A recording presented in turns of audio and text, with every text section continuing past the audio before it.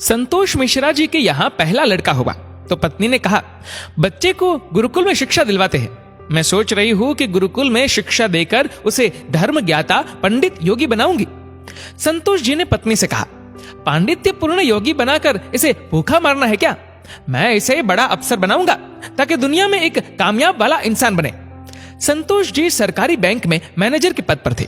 पत्नी धार्मिक थी और इच्छा थी कि बेटा पांडित्य पूर्ण योगी बने, लेकिन संतोष जी नहीं माने। दूसरा लड़का हुआ, पत्नी ने जिद की। संतोष जी इस बार भी ना माने।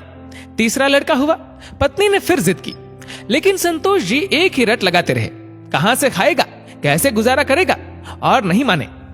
चौथा लड़का हुआ। इस बार पत्नी की जिद के आगे संतोष जी हार गए और अंततः उन्होंने गुरुकुल में शिक्षा दीक्षा दिलवाने के लिए वहीं भेज ही दिया। अब धीरे धीरे समय का चक्र घूमा। अब वो दिन आ गया जब बच्चे अपने पैरों पे मजबूती से खड़े हो गए। पहले तीनों लड़कों ने मेहनत करके सरकारी नौकरियां हासिल कर ली। पहला डॉक्टर, दूसरा बैंक मैनेजर, तीसरा एक गवर्नमेंट कंपनी में जॉब करने लगा।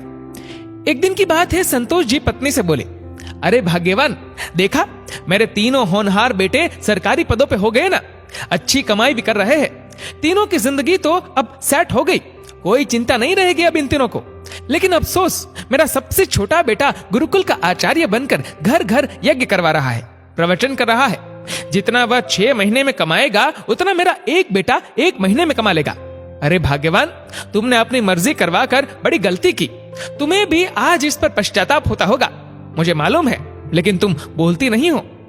पत्नी ने कहा, हम में से कोई एक गलत है और ये आज दूध का दूध पानी का पानी हो जाना चाहिए। चलो अब हम परीक्षा ले लेते हैं चारों की, कौन गलत है कौन सही पता चल जाएगा। दूसरे दिन शाम के वक्त पत्नी ने बाल बिखरा, अपना साड़ी का पल्लू फाड़कर और चेहरे पर 1-2 नाखून के निशान मारकर आंगन में बैठ गई और पतिदेव को अंदर कमरे में छिपा दिया। बड़ा बेटा आया, पूछा, मम्मी क्या हुआ? मां ने जवाब दिया, तुम्हारे पापा ने मारा है। पहला बेटा बोला, बुढ़ा सठिया गया है क्या? कहां है, बुलाओ तो जरा। मां ने कहा, नहीं है, बाहर गए हैं। पहला बेटा बोला, आए तो मुझे बुला लेना, मैं कमरे में हूं, मेरा खाना निकाल दो, मुझे भूख लगी है। ये कहकर कमरे में चला गया। दूसरा बेटा आया, पूछा तो मां ने वही जवाब दिया। दूसरे बेटे ने कहा, क्या पगला गए हैं इस बुढ़ापे में? उनसे कहना चुपचाप अपनी बची खुशी गुजार ले। आए तो मुझे बुला लेना और मैं खाना खाकर आया हूं, सोना है मुझे। अगर आए तो मुझे अभी मत जगाना, सुबह खबर लेता हूं उनकी। ये कहकर वो भी अपने कमरे में चला गया। तीसरा बेटा आया, पूछा तो आग बबूला हो गया। इस बुढ़ापे में अपनी औलादों के हाथ से जूते खाने वाले काम कर रहे हैं। इसने तो मर्यादा की सारी हदें पार कर दी।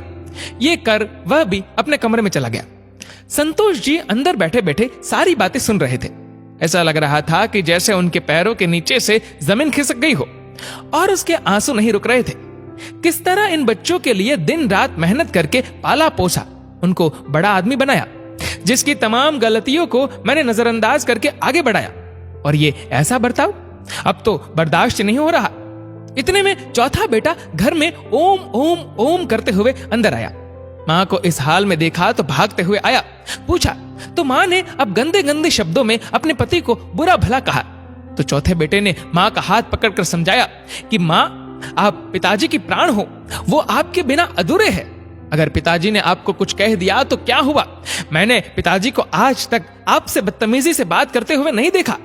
वो आपसे हमेशा प्रेम से बातें करते थे। जिन्होंने इतनी सारी खुशियां दी, आज नाराजगी से पेश आए तो क्या हुआ?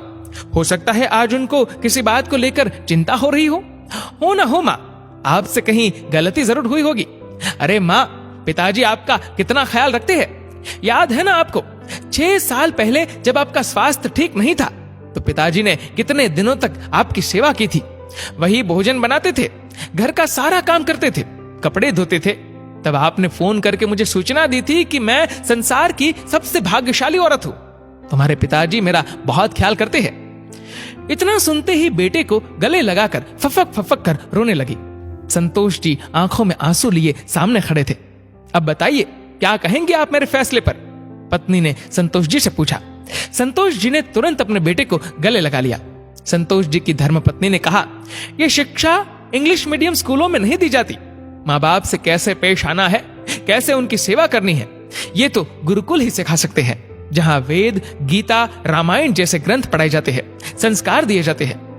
अब संतोष जी को एहसास हुआ, जिन बच्चों पर लाखों खर्च करके डिग्रियां दिलाई वे सब जाली निकले। असल में ज्ञानी तो वो सब बच्चे हैं जिन्होंने जमीन पर बैठकर पढ़ा है। मैं कितना बड़ा नासमझ था। फिर दिल से एक आवाज निकलती है, काश मैंने चारों बेटों को गुरुकुल में शिक्षा दीक्षा दी होती। दोस्तों, आपके इस वीडियो के बारे में क्या राय है नीचे कमेंट करके जरूर बताएगा। और अगर आपको वीडियो अच्छा लगा हो तो